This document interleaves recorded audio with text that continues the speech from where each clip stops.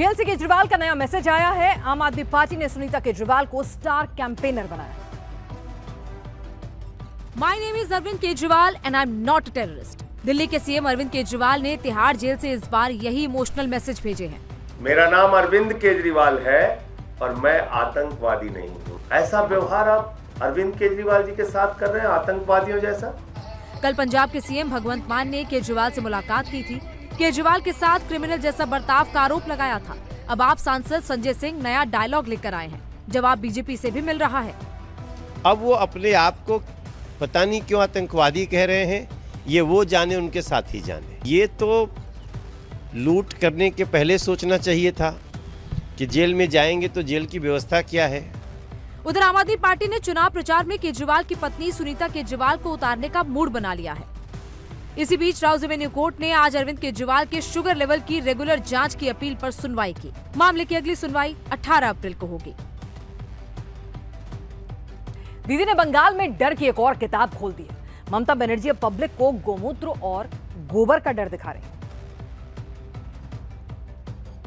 লিখে দেবে সকালবেলায় চা খাও, চায়ের সাথে গোমূত্র খাও। আপনি কি খাবেন? লিখে দেবে দুপুরবেলায় কি খাবে, গোবরের সাথে কিছু মিশিয়ে খাও। पोलिंग से 3 दिन पहले बंगाल में दीदी नया डर दिखा रही हैं। बीजेपी आई तो चाय के साथ गोमूत्र और खाने के साथ गोबर खिलाएगी, यही कहानी सुना रही हैं।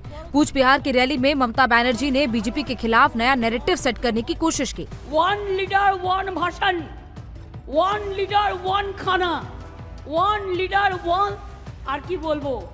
3 दिन बाद यहाँ वोटिंग है। वहाँ ममता बनर्जी रामनवमी पर दंगे की साजिश का डर भी दिखा रही हैं। पश्चिम बंगाल में पहले चरण में 19 अप्रैल को लोकसभा की 3 सीटों पर चुनाव होगा। ये सीटें हैं कूच बिहार, अलीपुरद्वार और जलपाईगुड़ी। पश्चिम बंगाल में लोकसभा की कुल 42 सीटों पर 7 चरणों में वोटिंग होगी। बीजेपी ने बंगाल में संदेश खाली को सबसे बड़ा मुद्दा बना दिया है। दीदी बैकफुट पर हैं और रोज नया नैरेटिव लेकर पब्लिक के सामने जा रही हैं। हैदराबाद के छोटे भाईजान अपने कत्ल का डर दिखाकर लोगों को भड़का रहे हैं। बड़े भाई के लिए चुनावी माहौल बना रहे हैं। हमको परवाह नहीं है, हमको डर नहीं है, लेकिन कैसे हालात हैं नहीं मालूम कि हमारी मौत कैसे होगी। नहीं मालूम कि क्या अकबरुद्दीन ओवैसी को भी जहर दे के जेल में मार दिया जाएगा। हैदराबाद के मुस्लिम मोहल्लों में अकबरुद्दीन ओवैसी यही टेप बजा रहे हैं। अपने और अपने भाई असदुद्दीन ओवैसी के कत्ल का डर दिखा रहे हैं। क्या असदुद्दीन ओवैसी अकबरुद्दीन ओवैसी को भी जेल में डालकर दवाखाने को बताने के नाम पर गोली मार दी जाए। हैदराबाद सीट से असदुद्दीन ओवैसी चुनाव मैदान में हैं। उनका मुकाबला करने के लिए माधवी लता को उतारा गया है। माधवी लता हैदराबाद में कट्टर हिंदुत्व वाला चेहरा है। तेलंगाना की 17 लोकसभा सीटों पर एक साथ 13 मई को मतदान होगा। 2019 में यहाँ बीआरएस ने 9 सीटें जीती थी।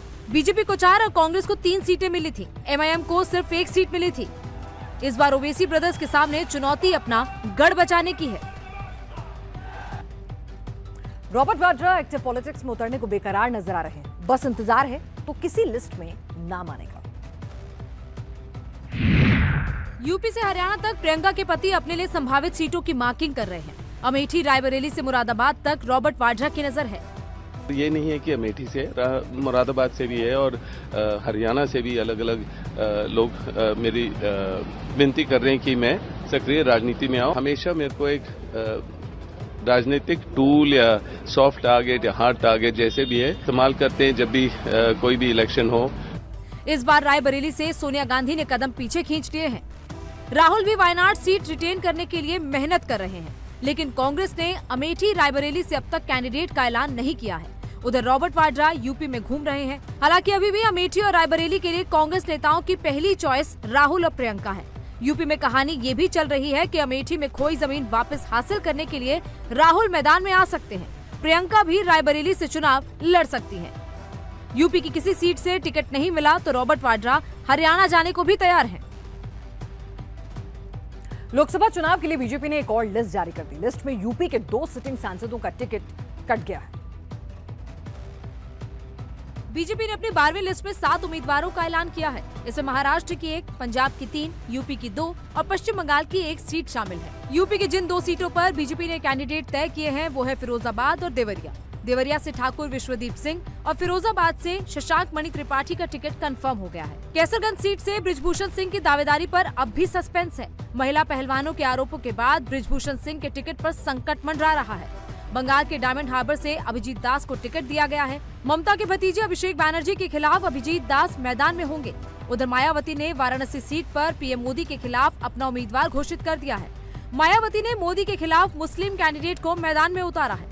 वाराणसी में सपा के बागी नेता अतर जवाल लारी को हाथी की सवारी का मौका मिला है। इंडी गठबंधन से कांग्रेस ने अजय राय को पीएम के खिलाफ उतारा है। वाराणसी में मायावती के मुस्लिम कैंडिडेट देने से इंडी अलायंस का वोट डिवाइड हो सकता है। मोदी की जीत का मार्जिन और बढ़ सकता है। 2019 में मोदी ने वाराणसी में 4,75,000 वोटों के मार्जिन से जीत दर्ज की थी। 3 दिन बाद पहले चरण का चुनाव है। चुनाव आयोग की टीम सबसे बड़ी चुनौती का सामना करने निकल चुकी है। आज नक्सल प्रभावित इलाकों में वोटिंग के लिए मतदान दलों को रवाना किया गया। वायुसेना के MI-17 हेलीकॉप्टर के जरिए मतदान दलों को बूथों तक पहुंचाया गया। महाराष्ट्र के गढ़चिरौली और छत्तीसगढ़ के बीजापुर नारायणपुर में ईवीएम के साथ टीम पहुंच चुकी है। 19 अप्रैल को छत्तीसगढ़ के बस्तर में भी चुनाव है। बस्तर के जंगली और दुर्गम इलाके नक्सल इफेक्टेड है।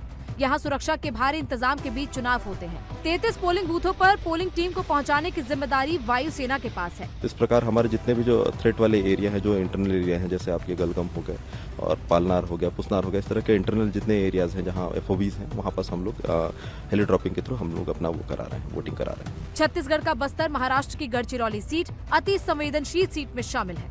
2019 के आम चुनाव में गढ़चिरौली में करीब 60% मतदान हुआ था। बस्तर में करीब 57% मतदान हुआ था। इस बार वोट परसेंट बढ़ाने के लिए इलेक्शन कमीशन ने कमर कस ली है।